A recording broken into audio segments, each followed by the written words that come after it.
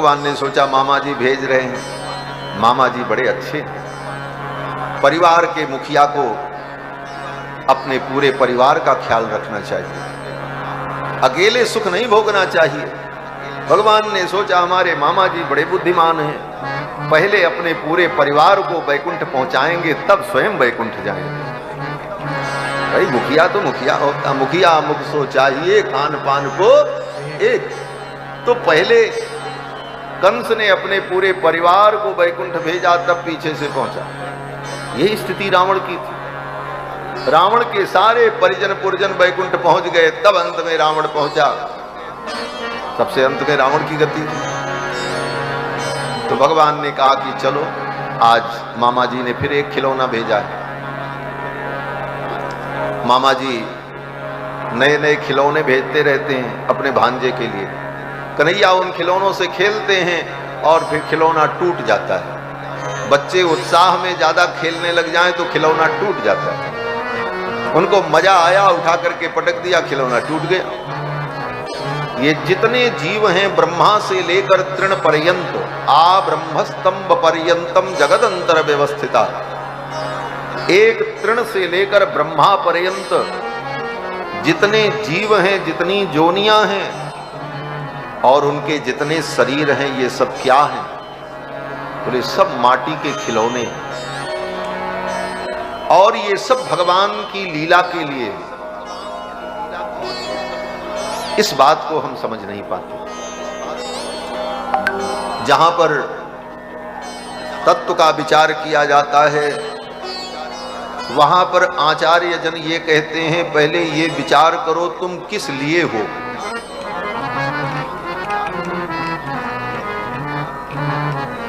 तुम किस लिए हो? दुनिया की हर वस्तु किसी प्रयोजन से है। ये धरती क्यों बनी है? इसका प्रयोजन है।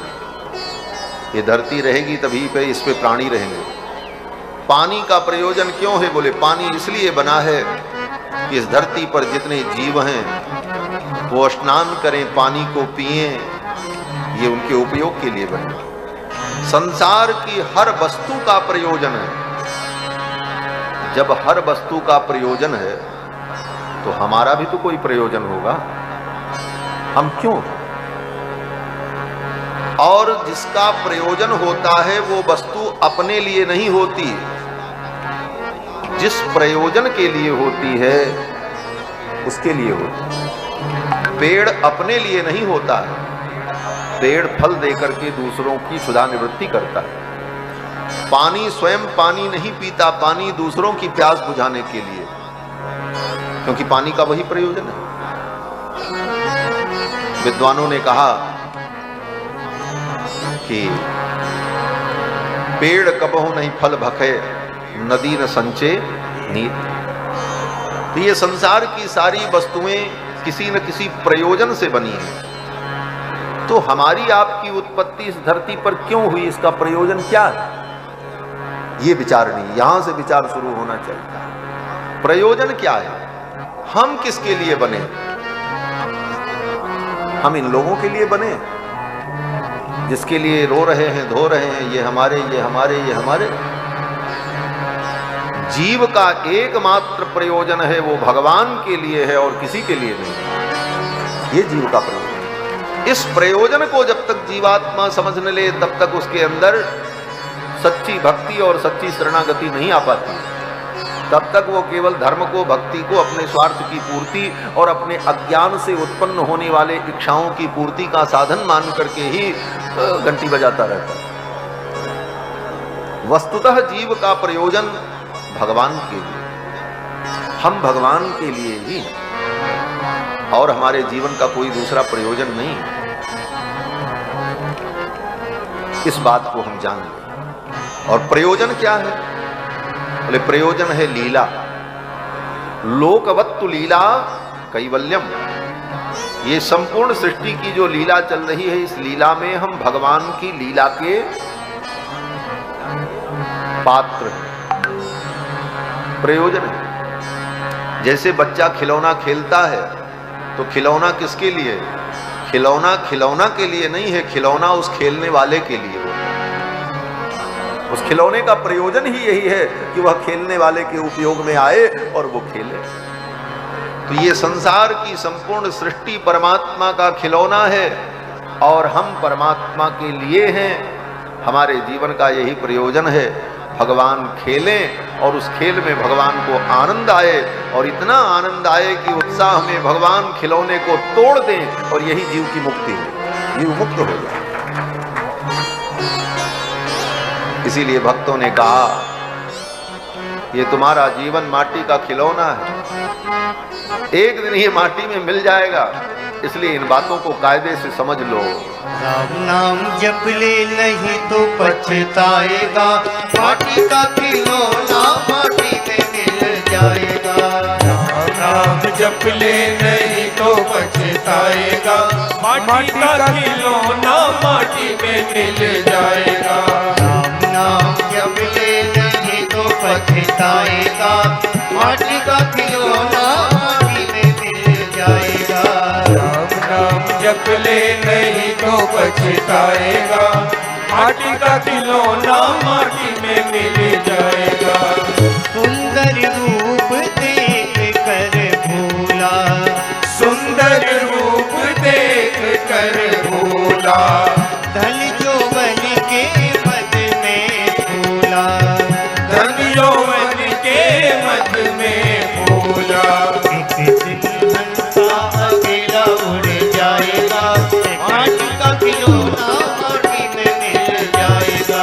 एक दिन हंसा अकेला उड़ जाएगा, माटी का खिलौना माटी में मिल जाएगा।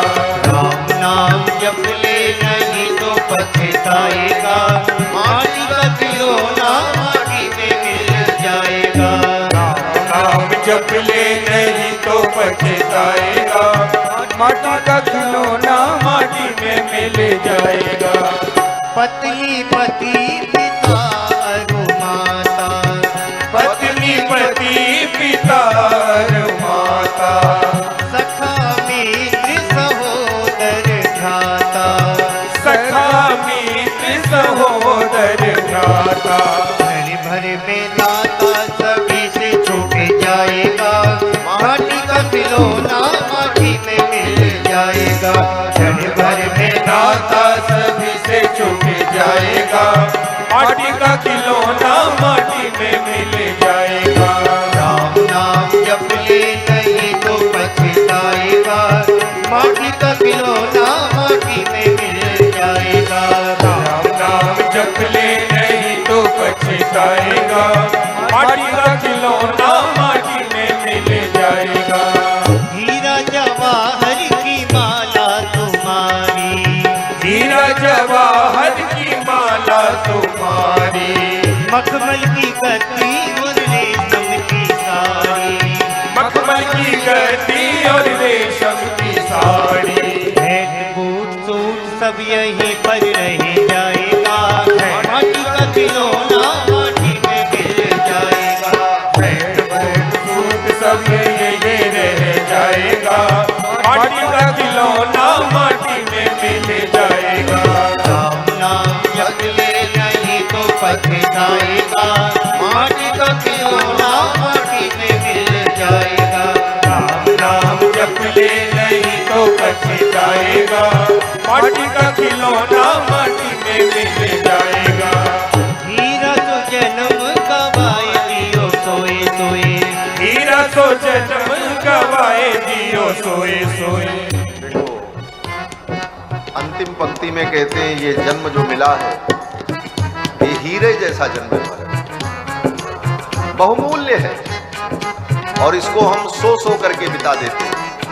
सुखदेव जी ने सबसे पहले राजा परीक्षित को यही बताया है, निद्रया ह्रियते नक्तम व्यवाये न चवावय, द्वितीय स्कंद के प्रारंभ में, कि ये हीरा जैसा जीवन मिला और इसको सो करके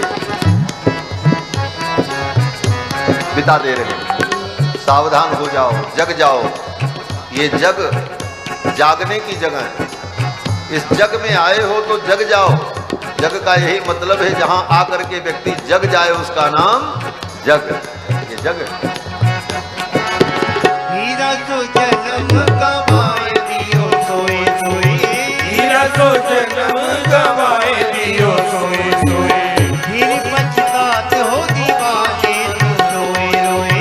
फिर पछतात हो दीवाने तो रोए रोए। एक दिन हंसा अकेला उड़ जाएगा, माटी का खिलौना माटी में मिल जाएगा। एक दिन हंसा अकेला उड़ जाएगा, माटी का खिलौना माटी में मिल जाएगा। राम नाम भज ले नहीं तो पछताएगा, माटी का खिलौना माटी में मिल जाएगा। राम नाम भज ले नहीं तो पछताएगा, माटी का खिलौना माटी में मिल जाएगा। माटी का खिलौना माटी में मिल जाएगा, माटी का खिलौना माटी में मिल जाएगा। माटी का खिलौना माटी में मिल जाएगा। माटी का खिलौना माटी में मिल जाएगा। गुरु श्री बालकृष्ण लाल की जय।